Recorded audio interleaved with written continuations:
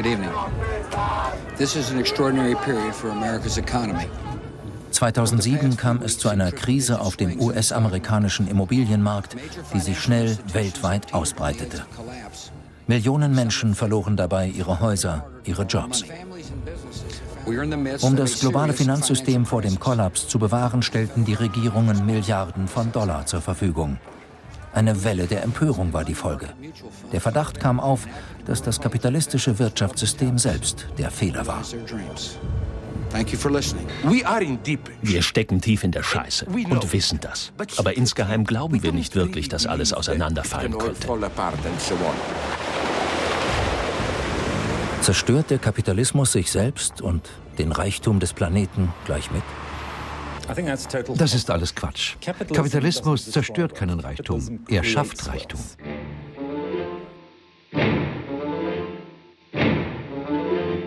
Karl Marx und die Kritik des Kapitalismus erleben heute ein Comeback. In Berlin trifft der alte Marx auf den neuen. Marx Kapital Band 1 auf die Bühne zu bringen, ist eine völlig verrückte Idee. Der Erfolg dieses Stücks ist sehr erstaunlich. Für mich völlig unerwartet. Der Reichtum der Gesellschaften, in welchen kapitalistische Produktionsweise herrscht, erscheint als eine ungeheure Warensammlung. Marx kann uns enorm weiterhelfen. Aber wie kann uns Marxens Kritik des Kapitalismus helfen, diese krisengeschüttelten Zeiten besser zu verstehen? Marx fragte sich, wie es nach der Kritik weitergeht. Woher kommt plötzlich die Begeisterung für alles, was mit Karl Marx zu tun hat? Dachten wir nicht alle, dass sich mit dem Fall der Mauer vor 20 Jahren auch das Thema Marx erledigt hatte? Was endgültig ausgespielt hat, ist natürlich die Idee einer revolutionären Diktatur des Proletariats.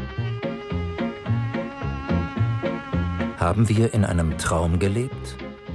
Wird die vertraute kapitalistische Welt jetzt als ideologische Illusion enttarnt und möglicherweise von einem Kommunismus ersetzt, der als erledigt galt?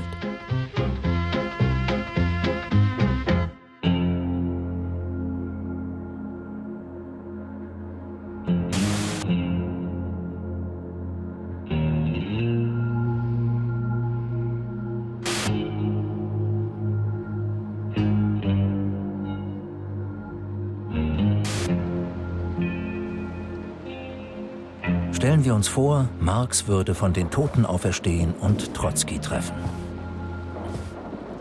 Endlich, Genosse Marx. Kennen wir uns? Sagen wir mal, wir sind theoretisch miteinander vertraut. Glaubst du ans Schicksal, Genosse? Nein. Warum nicht? Weil die Emanzipation des Proletariats die Kritik der bürgerlichen Ideologie erfordert. Ich weiß genau, was du meinst. Willst du die Wahrheit erfahren, Genosse? Du bist Sklave einer liberalen Ideologie, die tiefer reicht, als du dir vorstellen kannst. Ideologie ist überall. Wenn du Shakespeare liest, den Schauspielunterricht deiner Tochter bezahlst, wenn du deine Hämorrhoidensalbe kaufst. Man kann niemandem erklären, was eine Ideologie ist, Karl. Du musst sie gesehen haben, um nicht daran zu glauben. Nimm die blaue Pille und du wirst in Köln als Herausgeber einer Provinzzeitung aufwachen und dich einer Freimaurerloge anschließen. Nimm die rote Pille und ich zeige dir, wie weit die permanente Revolution reicht.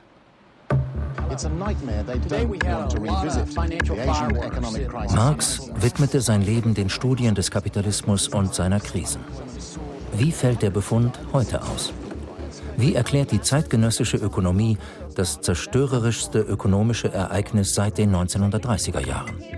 Norbert Walter ist der ehemalige Chefvolkswirt der Deutschen Bank. Ich bin davon überzeugt, dass wir komplexe Fehler gemacht haben und die Fehler nicht nur makroökonomische sind. In Amerika konnte man 110% des Verkehrswertes eines Hauses beleihen. Und damit konnte man nicht nur jedes Haus kaufen, sondern man konnte zusätzlich auch noch seine Möbel kaufen und einen Urlaub machen und ein schönes Auto. Und dies hat zu der jetzigen dramatischen Verschlechterung der Situation geführt.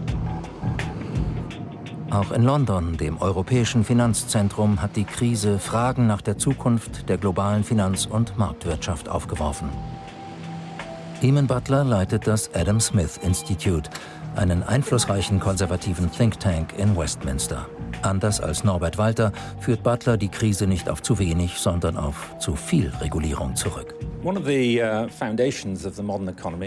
Eine der Grundlagen der modernen Wirtschaft ist das Geld. Und leider verfügt die Regierung über ein Geldmonopol.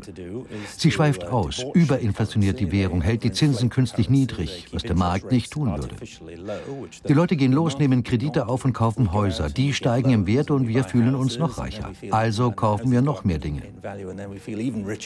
Es ist wie mit Drogen.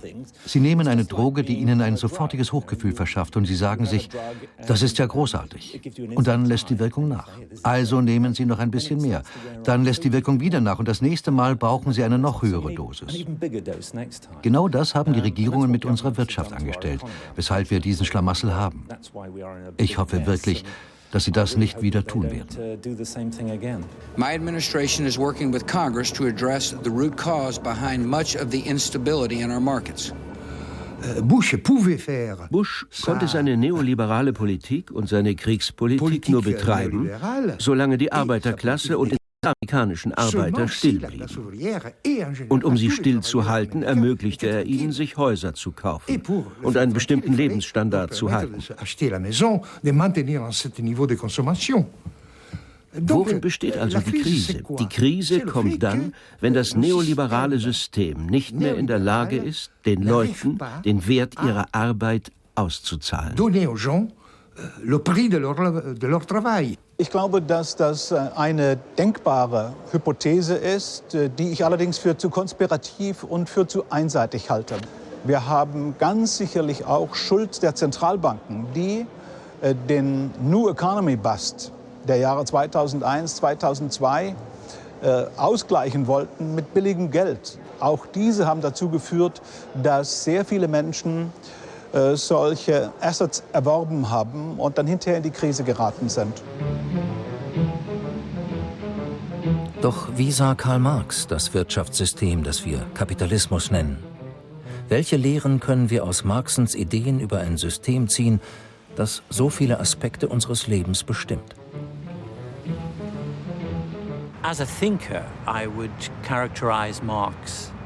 Ich würde Marx als glänzenden Theoretiker des Kapitalismus beschreiben. Doch er war auch der Anführer einer politischen Bewegung und ein utopischer Theoretiker.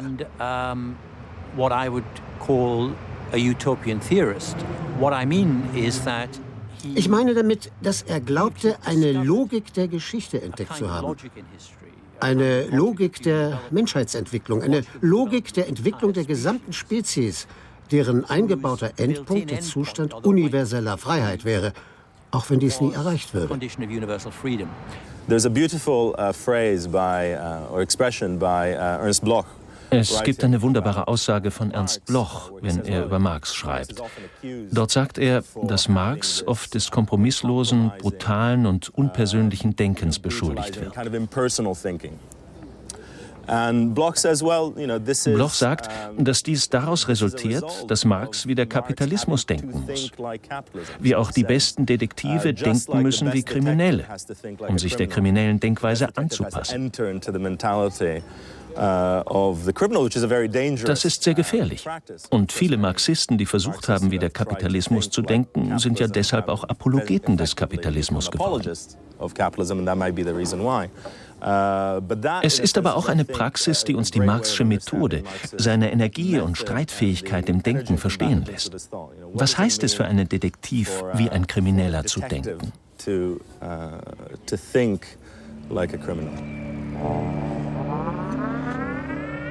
Ein Gespenst geht um in Europa, das Gespenst des Kommunismus. Alle Mächte des alten Europa haben sich zu einer heiligen Hetzjagd gegen dies Gespenst verbündet. Der Papst und der Zar, Metternich und Guizot, französische Radikale und deutsche Polizisten.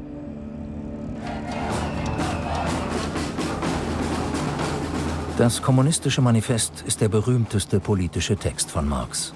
Geschrieben unter dem Eindruck der Revolutionen von 1848, scheint es Lichtjahre entfernt von unseren modernen und liberalen Demokratien. Andererseits könnte es sein, dass die alten Klassenkonflikte zwischen Reichen und Armen oder Kapitalisten und Proletariern wiederkehren, um durch unsere Gegenwart zu spuken? Auch heute bleiben Marx und seine Schriften für eine neue Generation von Philosophen unverzichtbar. Zu diesen gehört Nina Power. Das Kommunistische Manifest hat in der Geschichte immer eine sehr interessante, verzögerte Wirkung gehabt. Es ist zwar in diesem dringlichen Ton geschrieben, weil es ja ein Manifest ist. Es ist gewissermaßen ein atemloser Text. Aber seine tatsächliche Wirkung hat sich erst 50 Jahre später gezeigt. Und es durchläuft verschiedene Wiederholungen. Es taucht wieder auf und seine Bedeutung wird zu verschiedenen Zeiten betont.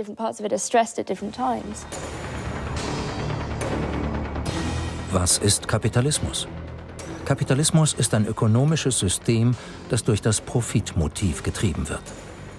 Der Kapitalist beutet die Differenz zwischen dem Wert der produzierten Waren und dem Wert der wahre Arbeitskraft aus. Er profitiert also davon, dass die wahre Arbeitskraft mehr Wert produziert, als sie selbst im Lohn erhält. Marx zufolge ist das Verhältnis zwischen Arbeit und Kapital der zentrale Widerspruch in der kapitalistischen Gesellschaft. Aus diesen gegensätzlichen Interessen der ökonomischen Ordnung ergibt sich für Marx der Klassenkampf als wesentlicher Motor der Geschichte. Im Grunde gibt es wirklich nur zwei Klassen und die eine beutet die andere aus.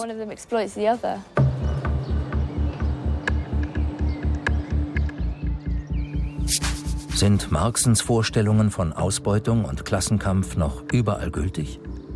Oder beginnt das Kapital damit, Profit auf andere Weise zu erwirtschaften? Der Slowene Slavoj Žižek ist Philosoph. Er steht an prominenter Stelle einer Bewegung, die das marxistische und kommunistische Denken wiederbeleben möchte. Es ist eindeutig, und Marx hatte bereits eine Ahnung davon, dass die klassische Logik der Ausbeutung nicht mehr funktioniert, seit das Wissen zu einem zentralen Faktor der Wohlstandsproduktion geworden ist. Ein banales Beispiel. Bill Gates besitzt, was Marx unseren General Intellect nennt. Unsere symbolische Substanz, die Kommunikationsmittel. Um miteinander kommunizieren zu können, müssen wir ihm eine Abgabe zahlen. Ich glaube auch, dass sich dadurch die Definition dessen ändert, was heute das Proletariat ist. Die proletarische Position ist nicht mehr einfach die Arbeiterklasse. Die ist nicht mehr typisch. Um mal ein bisschen zynisch zu sein. Es ist fast, als ob die heutigen Proteste, Erwerbslosenproteste und so weiter, auf ironische Weise von der Forderung zehren: Bitte gebt uns einen Job, in dem wir ganz normal ausgebeutet werden können.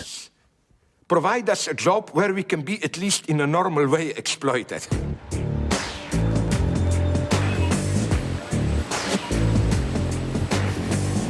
Für viele Denker ist die Frage der Ausbeutung heute noch genauso wichtig wie zu Marxens Zeiten. Doch auch Marx konnte nicht vorhersehen, wie der Kapitalismus sich entwickeln und Arbeitsformen sich verändern würden, meint der italienische Politikwissenschaftler Antonio Negri.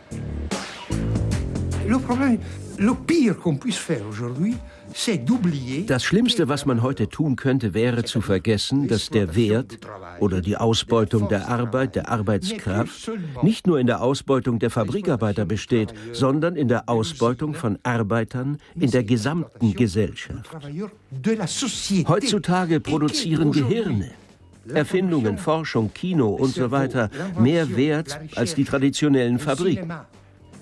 Darum geht es heute bei der Wiederkehr von Marx. Bei uns wollen sie die Revolution in den Fabriken beginnen lassen. Auf Wiedersehen. Das werden wir nie erleben. Wir müssen mit der Fabrik beginnen, zusammen mit all den anderen Arbeitern. Es sind nämlich die anderen Arbeiter, die am meisten ausgebeutet werden. Ich denke, dass wenn man die moderne Welt, unsere gegenwärtige Welt mit dem Begriff der Ausbeutung angeht, dass dann nicht das erste Augenmerk auf die Dienstleistungsgesellschaften des Westens oder hochindustrialisierten Nordens zu fallen hat, sondern eher auf die Ausbeutungsverhältnisse in dem, was man klassisch die dritte Welt hält. Von daher finde ich es mit Verlaub obszön, Ausbeutung vor allen Dingen hier festzumachen und nicht den Blick zu werfen auf Produktionsstätten, in denen Menschen 12 Stunden und mehr unter miserablen Arbeitsbedingungen für minimale Löhne arbeiten müssen. Herfried Münkler ist der Mitherausgeber der Marx-Engels-Gesamtausgabe, an deren Erscheinen seit den 1970er Jahren gearbeitet wird. Michael Hart hat zusammen mit Antonio Negri Bestseller über Kapitalismus und Globalisierung geschrieben. Der Amerikaner glaubt, dass Wissen und Information ebenso wie die natürlichen Ressourcen Gemeingut aller Menschen sind. Ich glaube, dass sich der Schwerpunkt der kapitalistischen Wirtschaft zunehmend auf die Produktion vieler immaterieller und nicht messbarer Güter verlagert hat. Der Schwerpunkt liegt nicht mehr auf der Produktion von zählbaren Autos, Kühlschränken und Toastern, sondern auf der von Ideen, auf der Produktion sozialer Beziehungen durch Dienstleistungen, die zwar keine unwirklichen, oft aber ungreifbare Güter sind.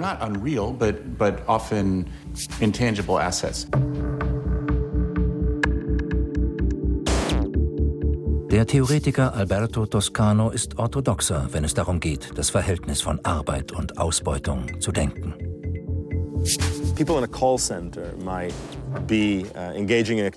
Die Leute in einem Callcenter gehen einer Tätigkeit nach, die wir als kognitiv oder immateriell bezeichnen können. Aber außerdem, und das ist vielleicht wichtiger, arbeiten sie in einem Rahmenwerk, das den alten Formen des Arbeitsdespotismus folgt. Wie kann man jede Sekunde und Millisekunde abschöpfen? Wie lässt sich Arbeit wissenschaftlich so organisieren, dass sie produktiver wird und der Ausbeutungsgrad intensiviert werden kann, wie Marx es gesagt hätte? Und obwohl ich denke, dass Hart und Negri gewisse Tendenzen vollkommen korrekt beobachten, glaube ich nicht, dass die immaterielle Arbeit eine zukünftige emanzipatorische Politik begründen kann.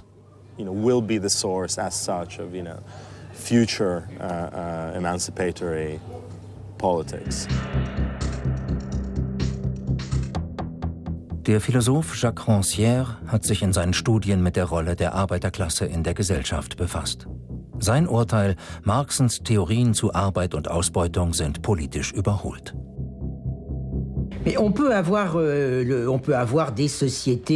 Es gibt Gesellschaften mit riesigen Unterschieden zwischen arm und reich. Und die meisten dieser Gesellschaften sind durch diese Diskrepanz geprägt. Ohne dass dies als solches, sagen wir, explosive oder revolutionäre Konsequenzen hätte. Mehr sage ich gar nicht, als dass man nicht einfach in der Logik der Ausbeutung die Idee einer Logik des Endes der Ausbeutung sehen kann. Fin de l'exploitation.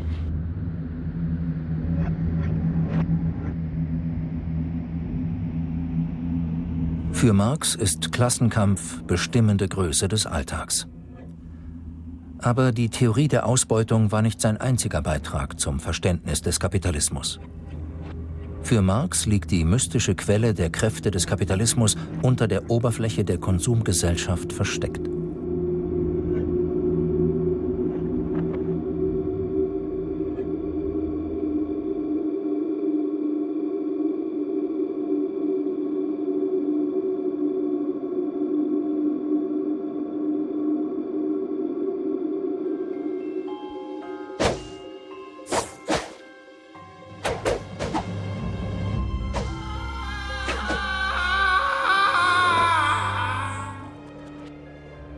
Das Geheimnisvolle der Warenform besteht also einfach darin, dass sie den Menschen die gesellschaftlichen Charaktere ihrer eigenen Arbeit als gegenständliche Charaktere der Arbeitsprodukte selbst, als gesellschaftliche Natureigenschaften dieser Dinge zurückspiegelt.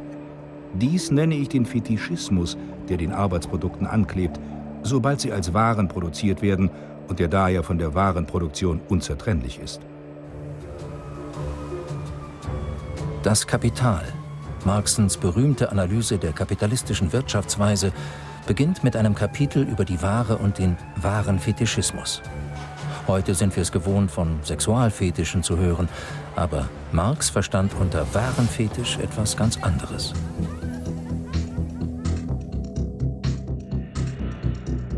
Norbert Bolz ist Medientheoretiker und Autor des Konsumistischen Manifests.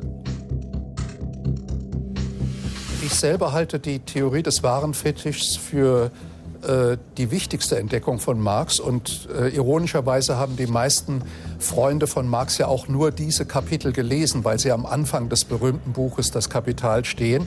Vielleicht sind sie aber auch tatsächlich die wertvollsten, weil sie ein Geheimnis enthüllen, das bis zum heutigen Tag eigentlich verständlich macht, warum der Kapitalismus so gut funktioniert.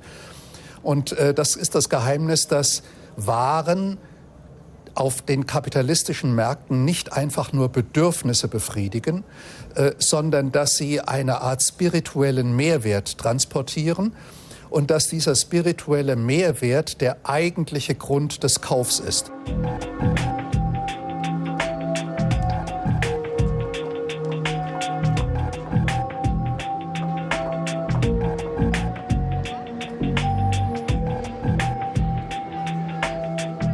Obwohl er dem Sozialismus eher zurückhaltend gegenübersteht, sieht Peter Sloterdijk eine anhaltende Relevanz der Marxschen Analyse des Kapitalismus. Also die Theorie vom Warenfetischismus oder überhaupt vom Fetischismus als solchem ist vermutlich der unsterbliche Teil in der Marxschen Doktrin, aus einem einfachen Grund, weil Marx zu den Entdeckern der Tatsache gehört, dass die Dinge leben.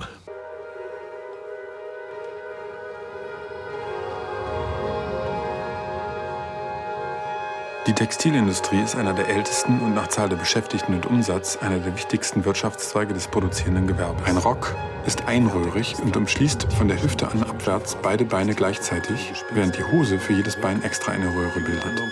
Anhand verschiedener anatomischer Untersuchungen von altsteinzeitlichen Fuß- und Beinskeletten entstand die Theorie, dass Menschen bereits vor 40.000 Jahren Schuhe kannten. Handtaschenhalter, ein aus Leder am Gürtel befestigtes Accessoire für Männer. Später wechselte das modische Nutzobjekt zum weiblichen Utensil. Als Taschen mit Tragegriff viele Stoffe kommen aus den Niedrigpreisländern, unter anderem der Volksrepublik China, Indien, Südkorea und Taiwan. Der Warenfetischismus beschreibt, wie wir den Wert als natürliche Eigenschaft der Dinge wahrnehmen. Laut Marx handelt es sich bei diesem Glauben aber um eine Illusion. Jede Ware muss, wie jeder Wert auch, produziert werden. In unserer kapitalistischen Gesellschaft sind sogar so natürliche Dinge wie Wasser warenförmig. Wasser wird gereinigt, verpackt und dem Konsumenten geliefert. Ein Vorgang, aus dem der Kapitalist Profit zieht. Der Wert liegt im Auge des Betrachters, nicht in den Gegenständen selbst.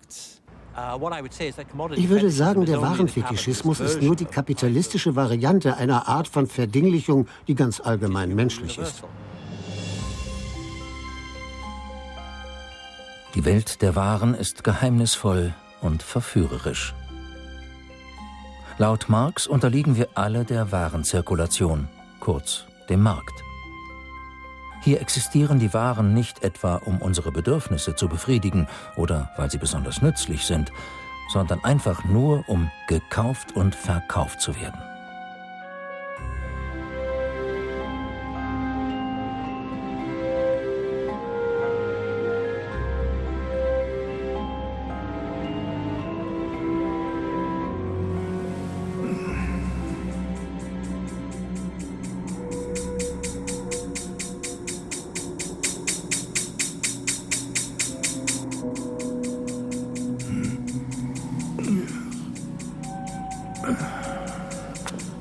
Verdammte Hämorrhoiden.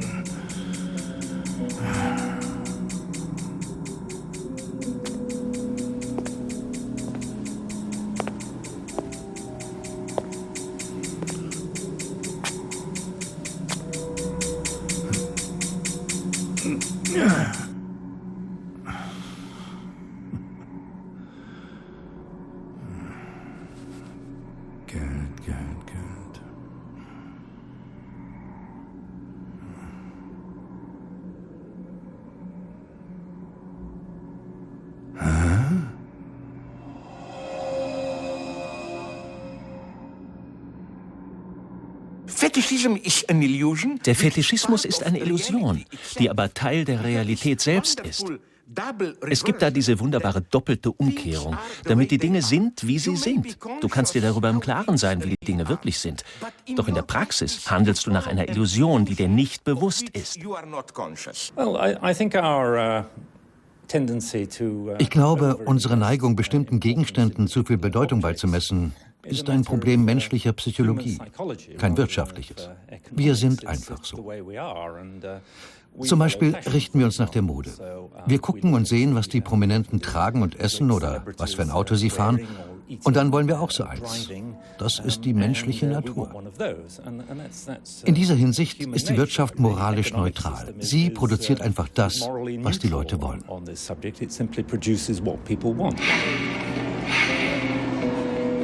Doch wie verhält es sich mit dem Warenfetisch in unserer modernen Welt der Massenmedien und sozialen Netzwerke? Ist nun auch unsere Identität warenförmig geworden? Die modernen Medien besetzen, teils schaffen, teils besetzen sie kollektive Fantasien und mobilisieren sie zum Teil.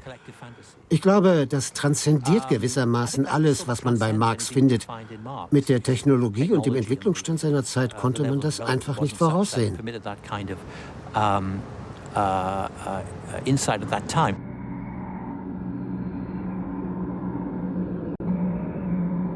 Heute sind Warenform und Konsum als Lebensstil überall und in allem, was wir tun.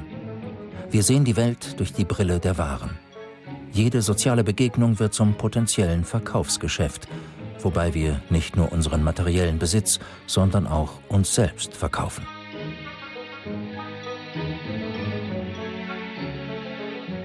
Der Grundgedanke von Marx, dass die Waren Fetische sind, wurde im 20. Jahrhundert aufgenommen, besonders bei den Denkern der Frankfurter Schule. Und da ist es wiederum Walter Benjamin, der den interessantesten Beitrag zur Modernisierung des Fetischismus geleistet hat. Denn er entdeckt die strukturelle Ähnlichkeit zwischen der menschlichen Ware und der sachlichen Ware. Kurzum, Walter Benjamin universalisiert die Kategorie der Prostitution. Und Prostitution liegt immer dann vor, wenn ein schönes Ding Leben vortäuscht und den Passanten mit einem Angebot verführen möchte.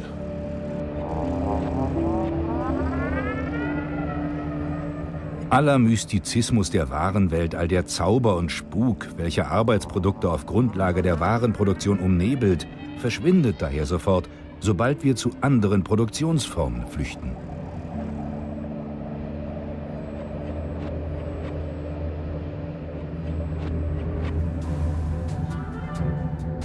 Marx hoffte darauf, dass die Ware schließlich anderen Formen wirtschaftlicher Produktion und Kooperation weichen könnte, in denen Wert nicht mehr länger in Geld gemessen wird.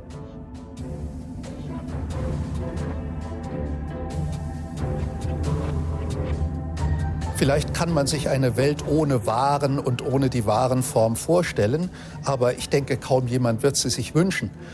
Denn eine Welt ohne Waren würde bedeuten, eine Welt ohne das universale Medium Geld.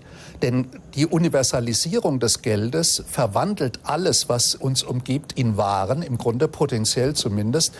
Und wir haben, denke ich, doch in den letzten Jahrzehnten gemerkt, dass Geld ein Medium ist, das unabdingbar ist für Zivilisation, auch wenn Sie so wollen, für friedliches Zusammenleben der Menschen, für die Organisation komplexer Gesellschaften. Die Menschen denken über eine andere Art zu leben nach. über ein nachhaltiges Leben, um autarke Existenzformen zu schaffen, ohne Abfall, um kollektiver zu leben und ein gemeinschaftliches Leben zu umreißen. Ich glaube, die Menschen spüren manchmal ein echtes Bedürfnis und ein Verlangen nach einem einfacheren und doch kreativeren und interessanteren Leben. Sie möchten echte Beziehungen mit Menschen haben, die nicht durch diesen Warenfetischismus vermittelt sind.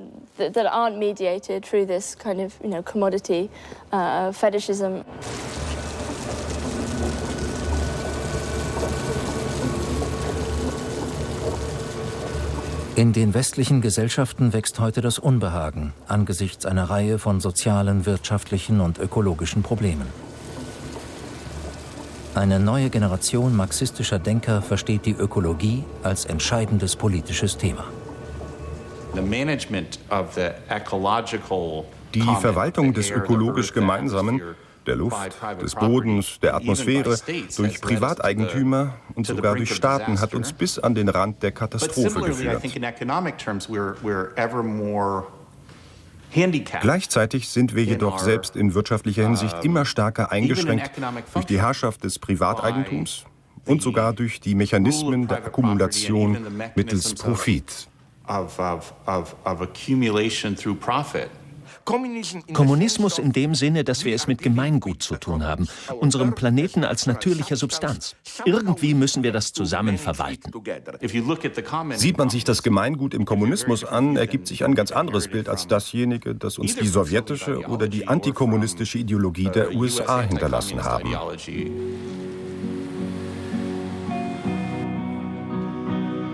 Heute stehen wir enormen ökologischen Problemen gegenüber, die zukünftiges Leben auf der Erde gefährden.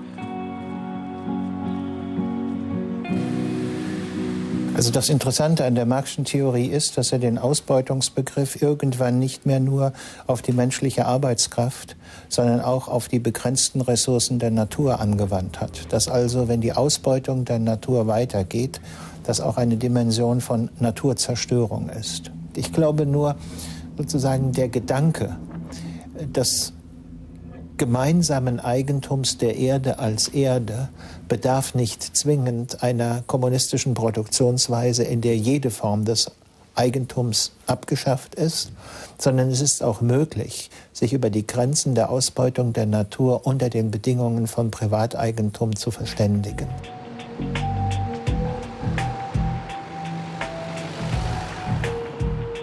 Für John Gray entwickelt sich der globale Kapitalismus in einer Art, die nicht nur schwer vorherzusagen, sondern auch unmöglich zu kontrollieren ist. In einem Punkt haben die Neoleninisten, aber auch die Grünen recht.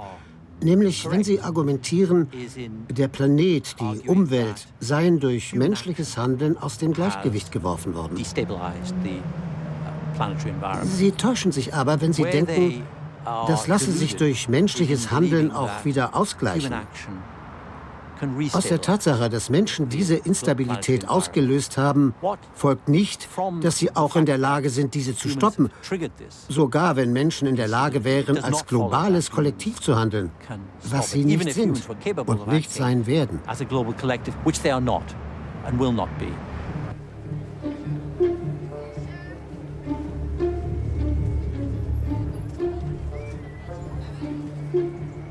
Der unterregulierte Bankensektor gilt als Auslöser der Wirtschaftskrise von 2007.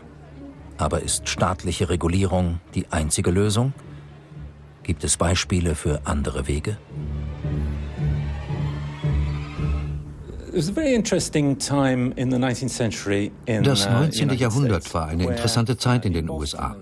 Die Banken stellten ihre eigenen Währungen her und in Boston gab es eine namens Suffolk Bank. Dort akzeptierte man die Währung jeder anderen Bank und gab dafür harte Währung aus. Sie tauschten Banknoten gegen Münzen. Wenn sie einer anderen Bank nicht vertraute, weil die zu viele Risiken einging, dann bekam man für $1 nur 95 Cent. Das ist ein glänzendes System, denn es bedeutet, dass sich die Banken sehr deutlich der Risiken bewusst werden, die sie eingehen.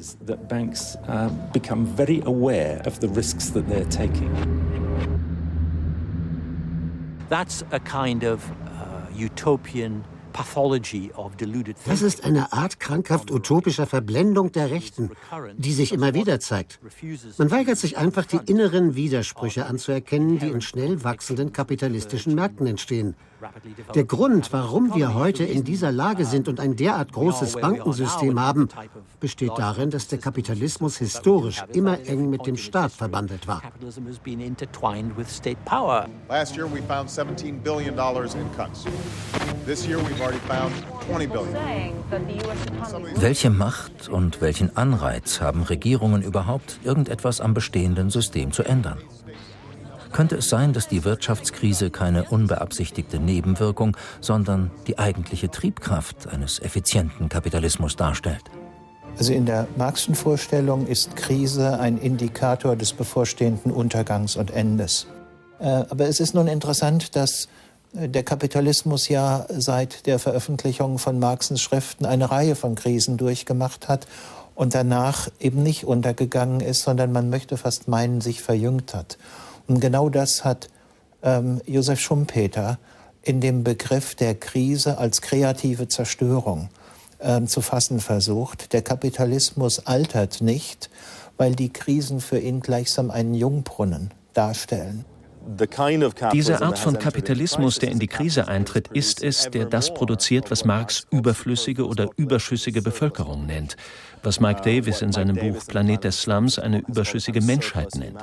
Das heißt, es ist nicht klar, ob der heutige Kapitalismus in derselben Weise wie zuvor Menschen braucht, Arbeiter braucht.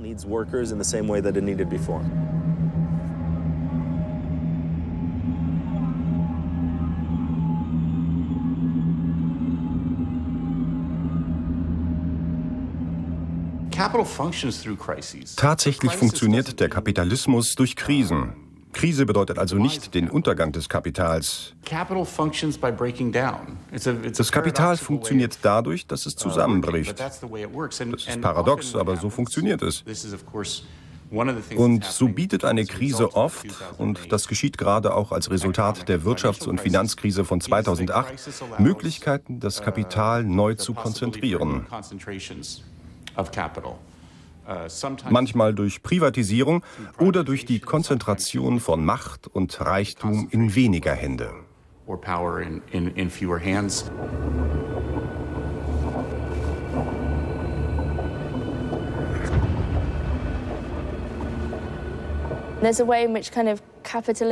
In einem gewissen Sinn ist der Kapitalismus untot. Er macht einfach weiter, obwohl ihm keiner mehr vertraut, obwohl niemand mehr an ihn glaubt. Diese Vorstellung vom freien Markt war immer schon lächerlich, aber jetzt ist sie es umso mehr. Und durch das Ausmaß der Staatsintervention erkennen wir nun, wie sich das zu Ungunsten der Verlierer auswirkt. Man muss nur einmal sehen, was in Griechenland im Moment passiert.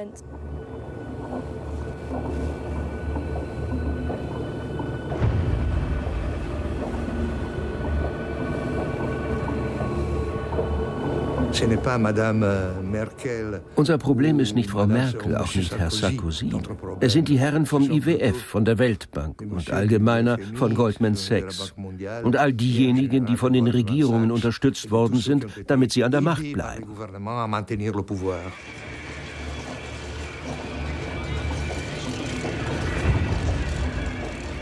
Wenn Staat und Wirtschaft so eng verwoben sind und der Kapitalismus die Krise braucht, um zu funktionieren, welchen Sinn hat es dann zu glauben, dass eine andere Welt möglich ist?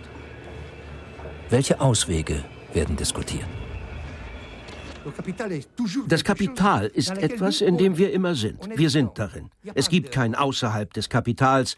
Wir sind darin und wir müssen dagegen kämpfen. Genau wie die Bosse gegen uns kämpfen.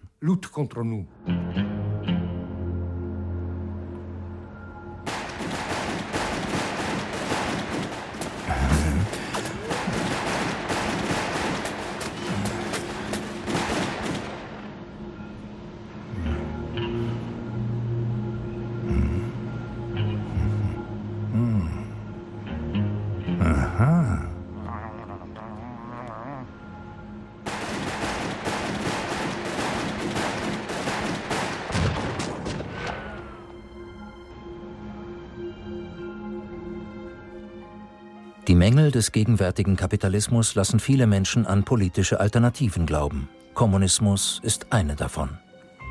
Wenn man sich jedoch die kommunistischen Katastrophen des 20. Jahrhunderts in Erinnerung ruft, können wir dann die Idee des Kommunismus als Alternative ernsthaft in Betracht ziehen? Früher sah die falsche Treue zum Kommunismus des 20. Jahrhunderts so aus, dass alle existierenden Sozialismen abgelehnt wurden. Stattdessen wurde eine echte Arbeiterbewegung angenommen, die angeblich schon zum Zuschlagen bereit um die Ecke wartete.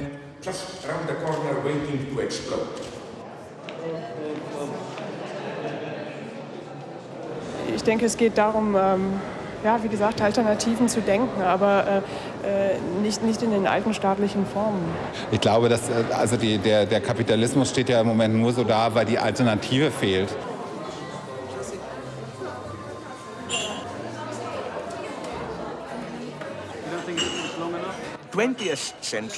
Der Kommunismus des 20. Jahrhunderts und nicht nur seine totalitäre Dimension ist am Ende.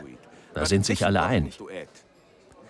Jetzt mache ich mich immer unbeliebter, aber ich füge dem noch den sozialdemokratischen Wohlfahrtsstaat hinzu. Aber nicht nur die Sozialdemokratie, das ist meine garstigste These, sondern sogar der Liebling der radikaldemokratischen Linken, die Ideen gegen verknöcherte staatliche Strukturen, also spontane, lokale Selbstorganisation, direkte Demokratie, Räte und so weiter. Sogar die sollte man meiner Ansicht nach abschreiben.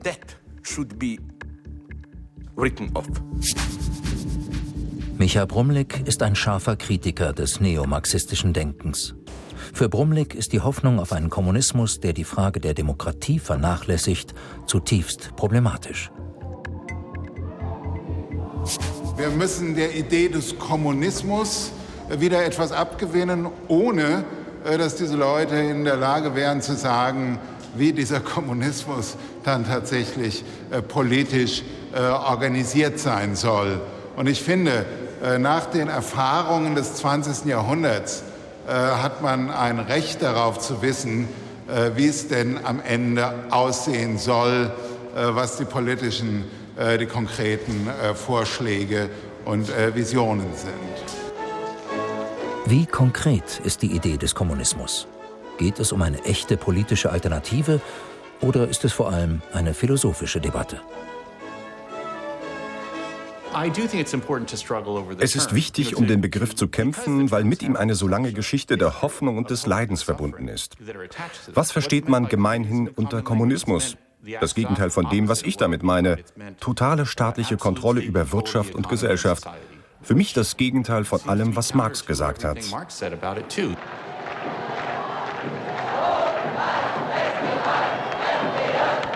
Was wir brauchen, ist eine aufgeweckte und kritische Zivilgesellschaft, die die politischen Parteien im System der repräsentativen Demokratie nicht alleine lässt, sondern sie aus dem Raum der Gesellschaft heraus unter Druck setzt. Negri und Hart haben das, wie ich glaube, begriffen. Sie haben keine Theorie dazu, wie ihr revolutionäres Subjekt, diese sehr unklare Multitude, die Multitude, sich jemals nochmals zu einer politischen Körperschaft zusammenschließen wird. Der für Marx wichtige Begriff der Klassengesellschaft bedarf offenbar einer neuen Interpretation. Für Jacques Rancière besteht die politische Herausforderung heutzutage darin, eine emanzipierte Gesellschaft zu erschaffen, an der jeder gleichberechtigt teilhaben kann. C'est ça que j'ai trouvé important. Was ich wichtig an der Idee der Emanzipation finde, ist die Ausrichtung an der Gegenwart. Die marxistische Logik basiert darauf, den Weg in die Zukunft vorzubereiten. Hingegen denke ich, dass die Idee der Emanzipation sich schon jetzt am Erscheinen derjenigen festmacht, die man als Nicht-Teilhabende bezeichnet und die sich in der Öffentlichkeit als Akteure durchsetzen werden.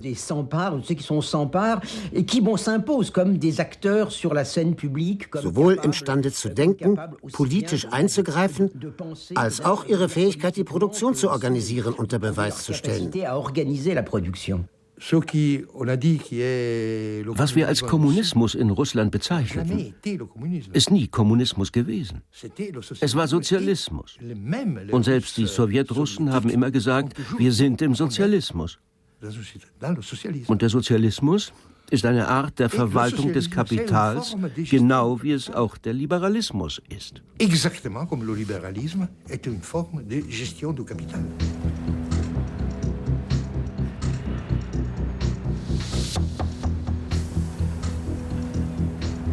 Bon, certains penseurs effectivement essayent de maintenir Manche Denker wie Toni Negri halten an der Idee fest, der Kapitalismus schaffe den Kommunismus. Ich denke, dass in Wirklichkeit der Kapitalismus nur eine bestimmte Form des Kommunismus hervorbringt. Ja, einen eigenen Kommunismus. Jedoch für mich nicht ein Kommunismus aller Möglichkeiten. Und dann gibt es diejenigen, die sagen, seht euch den Kapitalismus an, also alles in allem ist der Kommunismus als Idee nicht so schlecht. Aber ich glaube nicht, dass die wirklich den Gedanken der Gleichheit, einer echten Gleichheit im Jetzt verfolgen. Der Kommunismus ist etwas, das sich aufbaut in einem Verhältnis zwischen der Gestaltung der Realität und dem Willen, der Entscheidung, es zu machen, es aufzubauen.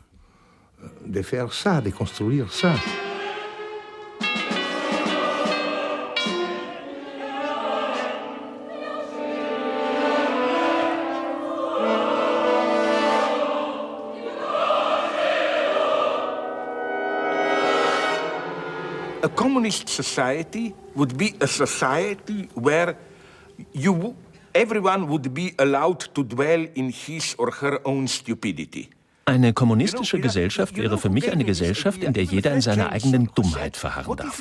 Und das ist eine Idee, die ich von Frederick Jameson habe. Er sagte, stellen wir uns den Kommunismus doch einmal nicht als absolut normale Gesellschaft vor, sondern als eine verrückte, wie in dem Gemälde von Bruegel, die niederländischen Sprichwörter. Hier ein Verrückter, dort ein Mann, der sich für ein Huhn hält und auch so geht, da ist einer, der sich für Napoleon hält. All diese Verrückten existieren ganz friedlich nebeneinander. Wäre das nicht schön?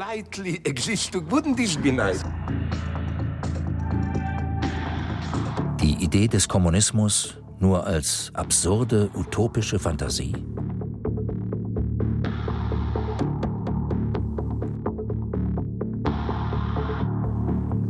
Es kann keine utopische Fantasie darüber sein, was nach der Apokalypse kommt. Die Leute denken ständig ans Ende der Welt.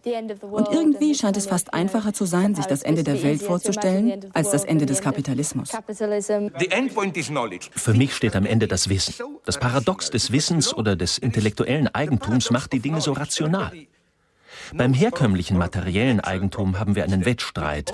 Denn wenn wir hier ein schönes Steak haben, dann ist es doch so, dass wenn ich es esse, du es nicht mehr essen kannst. Durch seinen Gebrauch wird es verbraucht. Beim Wissen ist das Gegenteil der Fall.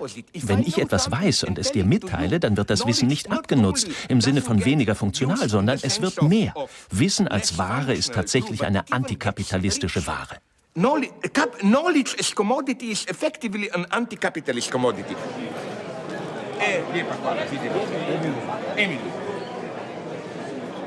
There's no proletarian movement. There are no mass communist parties. Es gibt keine proletarische Revolution, keine kommunistischen Massenparteien. In der Linken herrscht Durcheinander. Es gibt keine historische Notwendigkeit. Die neobolschewistische oder neoleninistische Bewegung ist voll und ganz eine Erfindung der Medien, der Kulturkritik, von abgeschotteten Seminaren und kabarettartigen Auftritten. Sie existiert nirgendwo sonst in der Welt, jedenfalls nicht in praktisch wirksamer Form. Und sie wird das auch in Zukunft nicht tun.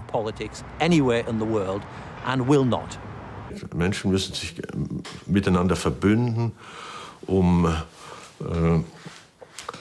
Allianzen gegen das Tödliche zu schmieden. Das heißt, sie müssen sich gegenseitig Sicherheit geben, sie müssen sich gegenseitig Solidargemeinschaften anbieten. Heute in einem planetarischen Ausmaß, weil wir zum ersten Mal in der Situation leben, dass so etwas wie kollektive Selbstzerstörung möglich ist. Also wir müssen erstmal, bevor wir Kommunismus sagen, müssen wir das Prinzip Immunismus verstanden haben. Das heißt, wir müssen das Prinzip der gegenseitigen Versicherung als das tiefste Solidaritätsmotiv verstanden haben. Die Anziehungskraft der Marx'schen Ideen lässt sich heute vielleicht aus unserem Bedürfnis nach klaren Alternativen erklären, einer einfachen Entscheidung zwischen einer blauen und einer roten Pille. Die blaue Pille für die Illusionen der Konsumgesellschaft, die rote für die unbequeme Wahrheit.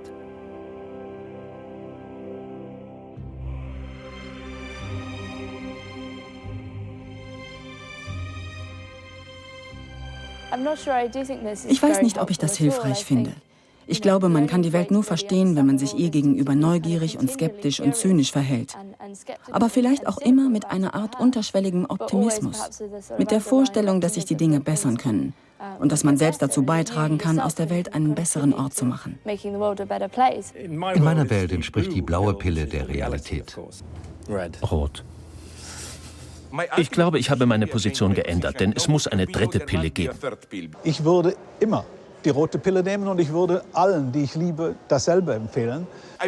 Ich will die dritte Pille, aber wenn man die nimmt, merkt man, dass es in Wahrheit die zweite Pille ist. Wenn Zizek die dritte Pille will, will ich die auch. Es gibt keine Pillen. Keine Pille kann diese Konstruktionen stabilisieren. Sie sind alle extrem brüchig. Es ist keine Frage der Wahl. Wir haben die Wahl schon lange hinter uns und wir sind bereits durch beide Pillen vergiftet. Es ist Zeit, nicht wahr? Nicht um das alte Manifest von Marx zu lesen, sondern um ein neues zu schreiben.